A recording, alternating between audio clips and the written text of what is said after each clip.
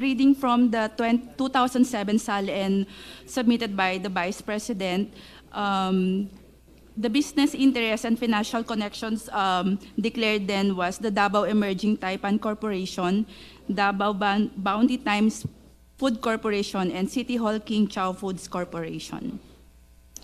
May we flash the concern, SALN? What year is this, Honorable Barbers? Now, 2008. 2008, okay.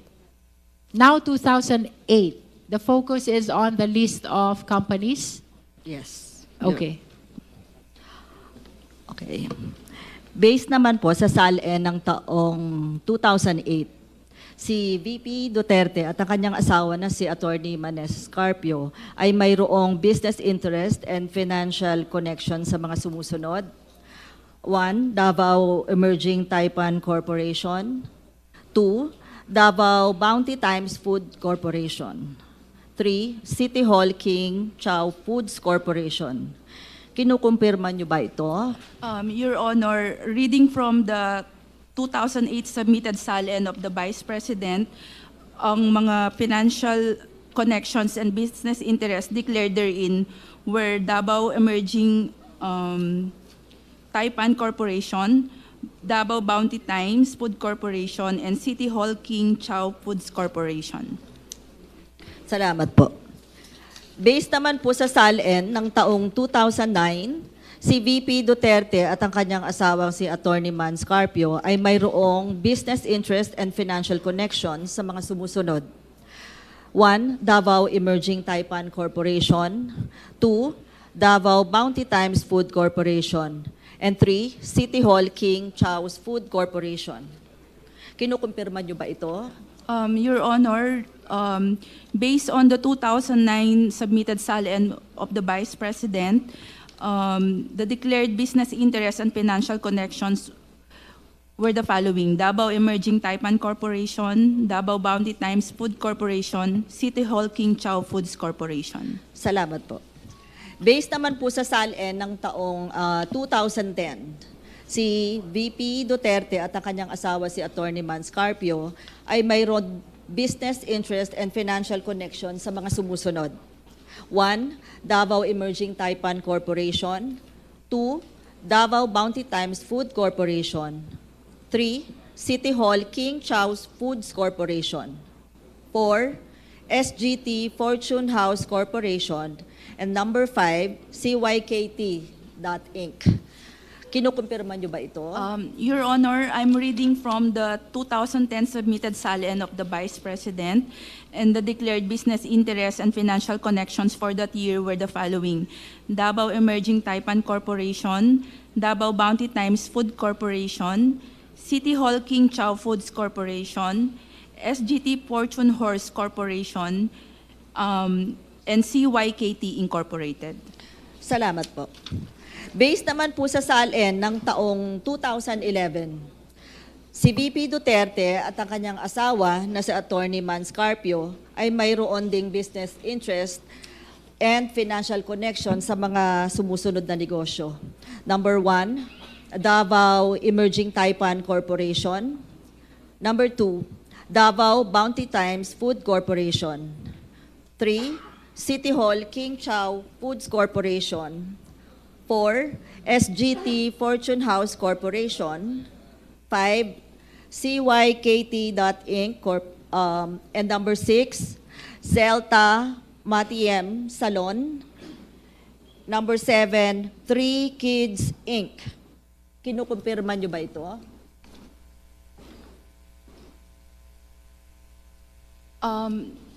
Based on the 2011 SALN submitted by the Vice President, Your Honor, the following were the declared business interests and financial connections. Davao Emerging Taipan Corporation, Davao Bounty Times Food Corporation, City Hall King Chow Foods Corporation, SGT Fortune Horse Corporation, CYKT Incorporated, and Celta Matiem Salon. Salamat po. Sa taong 2016, based naman ho sa salin ni VP Duterte at ang kanyang asawa na si Attorney Mans Carpio, ay mayroong business interest and financial connection sa mga sumusunod na negosyo. Number 1, Davao New Royal Taipan Corporation. Number 2, Davao Bounty Times Food Corporation. 3, Metro City Chow Foods Corporation. 4, Times Square B Foods Corporation. 5, SGT Fortune House Corporation. 6, CYKT Inc.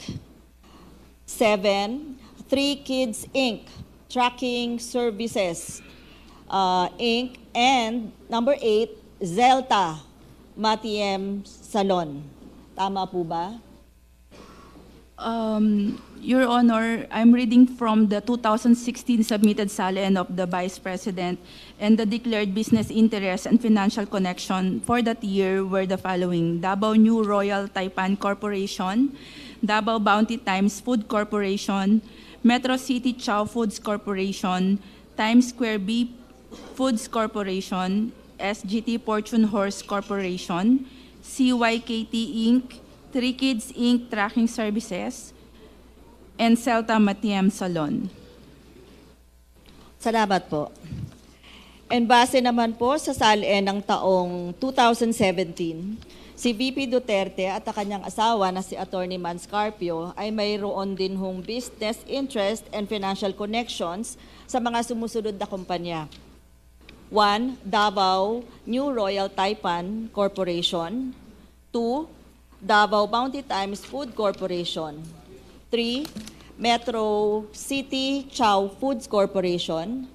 4, Times Square B Foods Corporation. 5, CYKT Inc. And 6, Tapang at Malasakit Alliance for the Philippines Inc. Tama po ba? Your Honor, again, I'm reading from the 2017 SALN submitted by the Vice President. Ito po yung kanyang mga declared business interests and financial connections.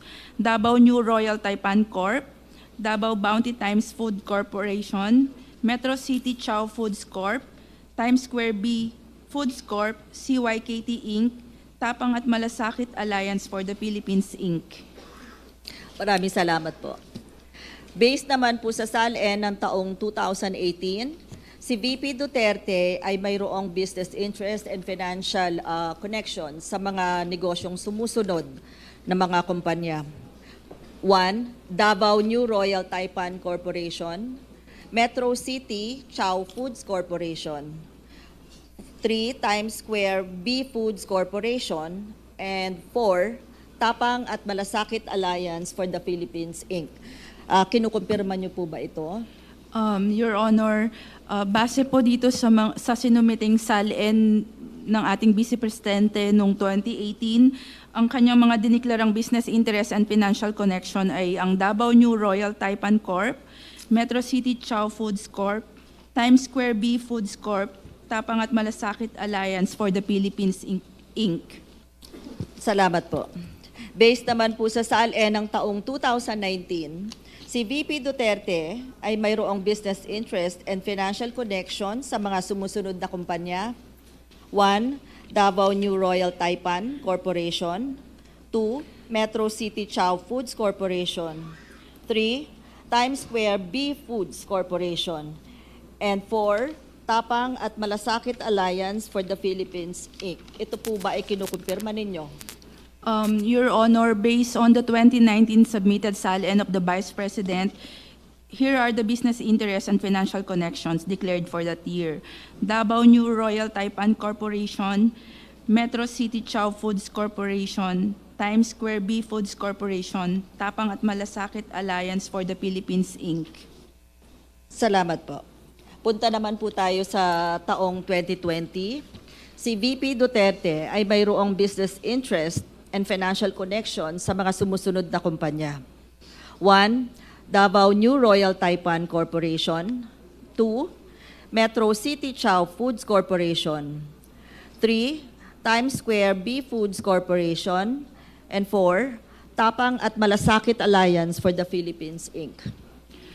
Your Honor, based on the 2020 submitted SALN of the Vice President, the following are the declared business interests and financial connections.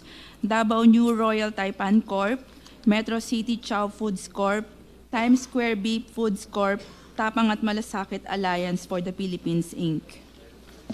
Dito naman po tayo sa SALN niya sa taong 2021. Si VP Duterte at ang kanyang asawa na si Attorney Mans Carpio ay mayroon pong business interest and financial connection sa mga sumusunod na mga kumpanya. 1. Davao New Royal Taipan Corporation. 2. Metro City Chow Foods Corporation. 3. Times Square B Foods Corporation. 4. Tapang at Malasakit Alliance for the Philippines, Inc. 5. Carpio Duterte Lawyers. 6. Kale 88 Foods Corporation. 7. 888 Bistro. And number 8, Mandayao Fisheries, Inc. May we just request for a confirmation? No need to read again. Okay. Your Honor, we can confirm from the submitted SALN of the Vice President for the 2021 that those mentioned by the Honorable Congresswoman were the declared business interests and financial connections for the 2021. Okay, salamat po. Bali, 8 ho yun, ano? Based naman po sa SALN ni VP Duterte nung taong 2022, at ng kanyang asawa na si Attorney Mans Carpio ay mayroon din pong business interest and financial connections silang mag-asawa sa mga sumusunod na kumpanya. 1. Davao New Royal Taipan Corporation. 2. Metro City Chow Foods Corporation. 3. Times Square B Foods Corporation. 4. Tapang at Malasakit Alliance for the Philippines, Inc. 5. Carpio Duterte Lawyers. 6. Kale 88 Foods Corporation. 7. 888 Bistro. And number 8, Mandayao Fisheries, Inc. Bali, 8 po. Your Honor, based on the 2022 SALN of the Vice President, we can confirm that those you mentioned were those business interests and financial connection declared therein. Salamat po. Sa taong 2023, sa SALN ni VP Duterte at ng kanyang asawang si Attorney Mans Carpio, may nakadeclare po ng mga business interest and financial connection sa mga sumusunod na mga negosyo. 1. Metro City Chow Foods Corporation. 2. Davao New Royal Taipan Corporation. 3. Times Square B Foods Corporation. 4. Tapang at Malasakit Alliance for the Philippines, Inc. 5. Carpio Duterte Lawyers. 6. 888 Bistro. 7. Kale 88 Foods Corporation. Number 8, Mandayao Fisheries, Inc. Number 9, Mati City Ice Plant and Cold Storage, Inc. Number 10, Amianan Shores, Inc. And 11, Geometry Security and Investigation Agency, Inc. Your Honor, again, basing on the 2023 submitted SALN of the Vice President, we can confirm that those you mentioned were the business interests and financial connections declared therein. Salamat po. Ngayon pong sa taon pong 2024, ang SALN ni VP Duterte at ang kanyang asawa na si Attorney Manasseh Carpio ay mayroon din pong business interest and financial connection sa mga sumusunod po na kumpanya. 1. Metro City Chow Foods Corporation. 2. GenCorp Industries, Inc. 3. Carpio Lawyers. 4. 888 Bistro. 5. Kale 88 Foods Corporation. 6. Mandayao Fisheries, Corporation. 7, Mati City Ice Plant and Cold Storage, Inc. 8, Amyanan Shores, Inc. 9, Geometry Security and Investigation Agency, Inc. And 10, Cable Tow 88 Shipping and Marine Services, Inc. Kinukupirma niyo po ba ito? Your Honor, reading from the 2024 submitted SALN of the Vice President, we can confirm that those 10 business interests and financial connections that you have read were declared by the Vice President in her 2024 SALN. Salamat po. So, tama po ba na base sa mga SALN ni VP Duterte at ni Attorney Manscarpio ay kada taon ang mga business interest nila ay dumadami? We cannot make any conclusion on the ano po, basta kung ano lang po yung binasa ninyo, we can confirm na yun po yung nakalagay sa SALN nila, Your Honor. We know Yes. the answer of Attorney Batu. Okay. Madam Chair, manifestation. Yes, you may proceed. Sana po ay merong maipakita sana sa atin kung ano ang importansya o reason ng pagdami ng mga interest sa mga negosyo ng mag-asawang Duterte Carpio. Like paglaki ng kanilang income, net worth at halaga ng kanilang yaman. Anyway, that's all, Madam Chair. Thank you very much. Thank you, Honorable Barbers.